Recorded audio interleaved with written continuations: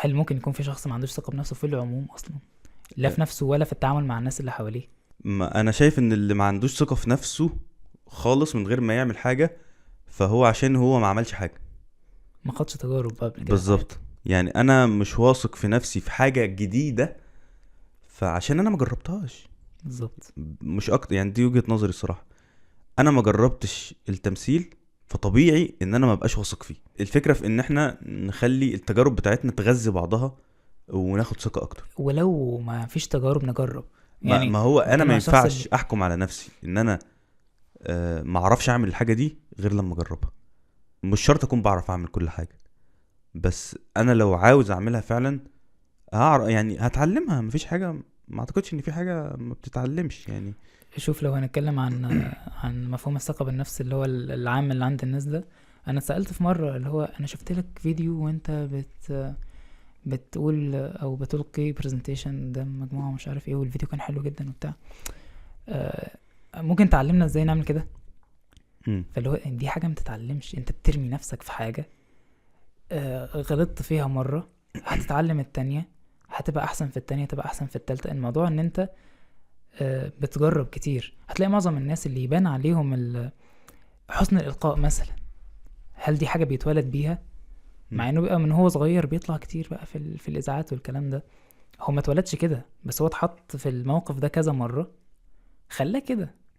ما هيش حاجة بتتعلم، ما هيش حاجة حتى موهبة الإنسان بيتولد بيها، لا انت انت بتحط فكرتني نفسك. فعلا بالتسلسل اللي حصل معايا. ايوه. انا اول حاجه كنت كنت بطلع اقول فقره في الاذاعه حلو. وانا صغير. مم. بعد كده اترقيت وبقيت انا المقدم، حلو قوي. ومسكت بقى المقدم، ما سبتهاش. اللي هو انا موجود خلاص، انا اللي هقدم سنين. يعني ممكن من اولى اعداد، ممكن من لا، من ابتدائي مش فاكره قوي الصراحه، مم. بس فاكر مدرسه الاعدادي كويس وانا بلقي وانا بقدم فيها. فخلينا نقول من اعدادي لحد تالتة ثانوي. سبتها، جيت الجامعة. يعني ما كنتش بقول شعر خالص قبلها، لان انا كنت في السعودية مم. بكتب شعر عامية مصرية. فكرة ان انا كنت بقف في الاذاعة عادي مم. ادتني دفعة ان انا اطلع في بريزنتيشن. حلو. فطلعت في بريزنتيشن. وادي انا كويس جدا. فاكر انه كان بريزنتيشن لمادة خطوط. اه.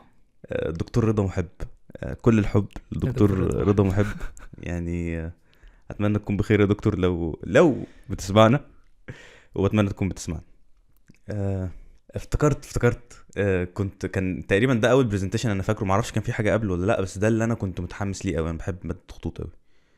الدكتور كان عارف ان انا بكتب شعر، مم. فطلب مني اكتب شعر للماده، يعني حاجه بتعبر عن الماده. مش فاكر الموقف قوي، بس فاكر ان ده حصل يعني. فكتبت حاجه كده، اللي هو الشعر الحلمنتيشي، عارف انت ايه ده؟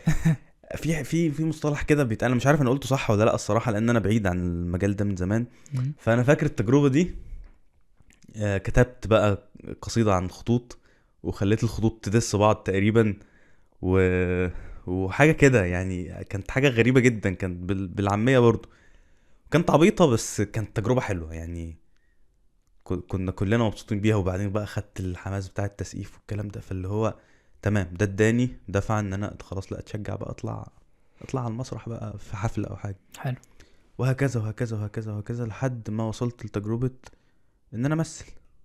الثقة دي اتبنت بالتدريج من اعدادي اللي احنا قلنا عليها، لحد ما اتخرجت من الكلية، لحد ما انا قاعد دلوقتي وبتكلم. يعني مش بس اتخرجت من الكلية، يعني بقيت بدي ثقة لنفسي في ان الناس ممكن تتقبل اللي انا بقوله، مبنية على حاجات جت من زمان قوي. ما هي الفكرة دي، يعني هي دي الفكرة اللي أنا عايز أوضحها، إن الحاجات دي بتبقى في الآخر مبنية على تجارب. م. فالواحد ما يستخسرش في نفسه تجربة ممكن يتحط فيها ويغلط فيها يعك فيها، بس هو بيطلع منها في الآخر بحاجة. شوف، هو اللي احنا بنقوله ده في شيء من التعليم برضو يعني. يعني فكرة ان احنا بنتعلم، ممكن نتعلم من تجارب غيرنا، يعني مش اه شرط حلو. نتعلم من تجاربنا. يعني فكرة ان انا ابص بقى على سواء بشكل مباشر، يعني اشوف مثلا حد بيتكلم عن السوفت سكيلز دي بشكل مباشر، وابقى قاعد فاهم وواعي هو بيقول ايه، او ان انا اذاكر شخصيات الناس في ظهورهم. يعني مثلا لما جيت اعمل محتوى، بقيت ابص على ناس كتير. انا مستقبل كبير للمحتوى، يعني بقعد استقبل محتوى طول الوقت على يوتيوب تحديدا. فتلاقيني يعني ما بتفرجش على الفيديو ان انا بسمع باخد محتوى وخلاص، لا انا ببقى قاعد اذاكر الشخصيه، ببقى قاعد اشوف شوف ده طريقة بيعمل العرض ايه، وبيقول ايه بيتكلم ازاي، بيقف امتى، طب ايه الغلطه اللي ممكن يعني بعد كده بقى اللي هو ايه الغلطه اللي ممكن اقابلها. يعني الموضوع بيفضل كده بيفضل كده بيفضل كده لحد ان انا بقيت بوصل عند مرحله آه، في مثلا مسلسل بتفرج عليه ابدا احس ان لا في حاجه غلط هنا، الكادر ده المفروض ما كانش يبقى كده. انت اتعلمت بالظبط. تمام، انت اضفت لنفسك قيمة في شخصيتك. هل هتقدر تطبقها من غير ما تجرب مرة واثنين وثلاثة؟ لا دي لا الفكرة. لا عارف يا مؤمن، في ناس كتير عندهم علم وعندهم علم كبير جدا بجد، بس مش قادرين ان هم يعني ما يبانش عليهم ده.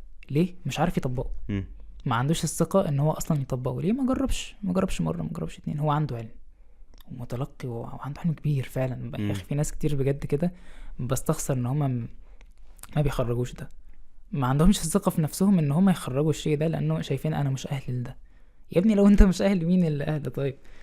فمش كفاية ان الواحد يتعلم، لازم ان هو برضه يجرب. او مش كفاية قصدي ان الواحد ياخدها كايه، يسمع من ده ومن ده ومن ده. حلو، ده حلو جدا في ان هو يشكل اصلا عنده. ايوه هي دي تيبس يعني، دي حلوين. خطوات، دي خطوه من الخطوات اللي قبل التجربه بقى، بالظبط. او ممكن اثناء التجربه برضه. يعني التجربة لابد منها. بس هي التجربه هي اللي هتعلم. بالظبط. يعني انا دلوقتي لو جيت ما اتعلمتش من اي حد وقعدت اجرب لوحدي، هتلاقيني هتتعلم بس في وقت اطول. بالظبط. احنا بيسموها ايه؟ بالوقت هتلاقيني بقى عندي على الاقل بقى عندي القدره ان انا اقعد قدام الكاميرا واتكلم وما احسش ان في حاجه غلط، كسرت الخوف بتاع الكاميرا او الرهبه اللي موجوده او كده. التجربه بالوقت بتبدا تخلينا نعتاد الشيء ونتفاعل معاه بكل، هي حرفيا سوفت. يعني انا ما اعرفش سوفت سكيلز ده بيطلق على ايه، بس هي فعلا بتوصل ان انت بتعمل الحاجه من غير ما تفكر فيها حتى كمان. بغض النظر عن هي نفسها سوفت سكيلز، لا هي بتخليك كمان بتتعامل مع الحاجات بطريقه بسيطه ما بتحسش بيها، بتخليها تبقى عاديه. زي مثلا ان احنا قاعدين دلوقتي في البودكاست، انا بقى عندي وعي. يعني أنا الاول كنت ابقى قاعد مش فاهم يعني ايه هبقى قاعد بتكلم يعني في كاميرات شغاله وبتاع، وابقى متوتر وحاسس ان في حاجه غلط. حتى كنت بقول لك انا محتاج اراجع نفسي وما اطلعش بشخصيتي الحقيقيه وما اعرفش. لا فاكر انا قلت لك يعني ده المفروض ان انت تطلع شخصيتك الحقيقيه. لما جربت، يعني كل ده كان قبل ما اجرب. لما جربت بقى استوعبت ان دلوقتي انا دلوقتي وعي عقلي بيقول لي ان انا قاعد بتكلم مع ابو بكر وفي حد قاعد هنا، انا ببص له دلوقتي. يعني انا ببص له دلوقتي في عينه، هو شخص قاعد معانا وبيسمعنا وهكذا. فده ازيك يا صاحبي، يعني اتمنى تكون مرتاح. ويعني لو انت معانا لحد دلوقتي اعمل لايك وهتلاقي قناتي في الديسكريبشن. فانت مؤمن باذن الله ناوي يوصل الفتره الحاليه دي ل 5000 مشترك. انا مش شحات والله العظيم. والله العظيم ما بشحت، بس انا محتاج يا اخواتي اوصل ل 5000 سبسكرايبر. 50,000 بس سام بيقول 50,000. اطمع. نرجع لموضوعنا. فهي بتيجي بالتجربة. يعني انت لو شخص ما جربتش ابدأ جرب من الصفر عادي، ابدأ خالص. اسمح لنفسك بده. انا بحس ان في فرص كتير حوالينا، بس احنا اللي لا يا عم انا مليش في الكلام ده. لا لو انت عاوزها ده. يعني ما تبقاش عاوز تعمل الحاجة عشان غيرك بيعمل. انت بص، لانه ممكن انت ما تكونش عايزها، بس انت مش مدرك دي فايدتها ايه قدام. انا شايف ان اي حاجة زي كده، اي حاجة فيها يا عم، اي مبادرة، اي حاجة اجتماعية، اي حاجة بالذات تبع الكلية مثلا. الكلية حاسس ان هي انسب بيئة تجرب فيها الحاجات دي كلها.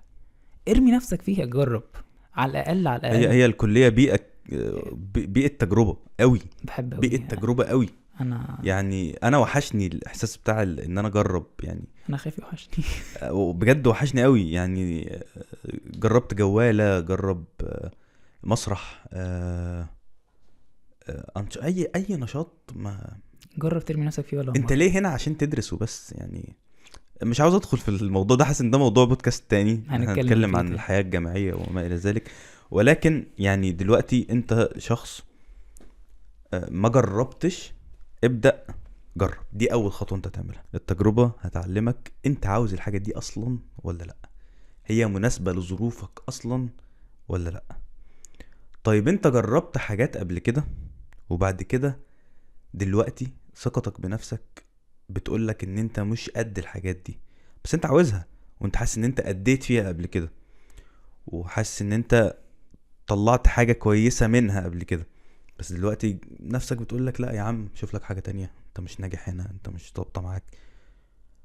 في الحالة دي تقعد مع نفسك كده قعدة حلوة وتراجع فعلا انت عاوز ايه. يعني الشيء ده يهمك فعلا، يخصك، عاوزه يعبر عنك. طيب ما انتش عاوزه يعبر عنك بالصورة اللي هو موجود فيها، تبدأ تتحوله بقى، تشكله، تخليه يعني تاخد منه الاستفادة، الإيجابيات اللي تساعدك تخليه يعبر عن حياتك أكتر. دلوقتي المثال على ده حوار إن أنا كنت بكتب شعر. أنا مش عاوز أبقى شاعر، مش عاوز أتصنف شاعر، مش عاوز يبقى حياتي كلها إن أنا بكتب شعر، مش عاوز ده. أنا أدركت ده، بس أنا بحب الكلمات، بحب اللعب بالكلمات، بحب الكتابة، بحب الطريقة دي. فبالتالي قعدت مع نفسي، ادركت من يعني فضل من ربنا ان انا ادركت، ولسه الموضوع ده حصل من قريب، يعني حصل مثلا في شهر 12 اللي فات ده. ادركت ان انا ممكن استغل ده في المحتوى. طيب انا عندي يعني في زي ان انت قلت من شوية ان انا كنت كويس في حتة الشعر. انا مش واخدها من نفسي، يعني انا مش بمدح نفسي وبقول ان انا كويس، لا. انت قلت لي ان انا كويس، في حد تاني قال لي ان انا كويس، حد تالت قال لي ان انا كويس، فبالتالي خلاص انا واخد الثقة في الحتة دي. بس انا مش عاوزها، يعني مش عاوز ابقى شاعر، بس عندي الثقة في ان انا بكتب كويس. فبدأت استغل الكتابة دي في كتابة محتوى، في تقديم بودكاست. يعني يعتبر بدأته في شهر 12. الحاجات اللي انا بدأتها مع نفسي، بودكاست اسمه رسائل الى نفسي، ده حرفيا انا في حاجة بتشغل دماغي هطلع اقولها، في حاجة شغلة افكاري اليومين دول هطلع اقولها بكلام ارتجالي، ويعني بيخدم، يعني بيصب في نفس النقطة بتاعت ان انا كنت بكتب شعر. يعني انا مش هقوله بقى بقافية ووزن وكلام كده، لا، هقوله هي القدرة على التعبير عموما. بالظبط، القدرة على التعبير، هي دي. اللي هو انا كنت بعبر بطريقة معينة، دلوقتي بتعبر بالمحتوى. استغليت القدرة على التعبير في ان انا انتج منها حاجة تانية بتعبر عني.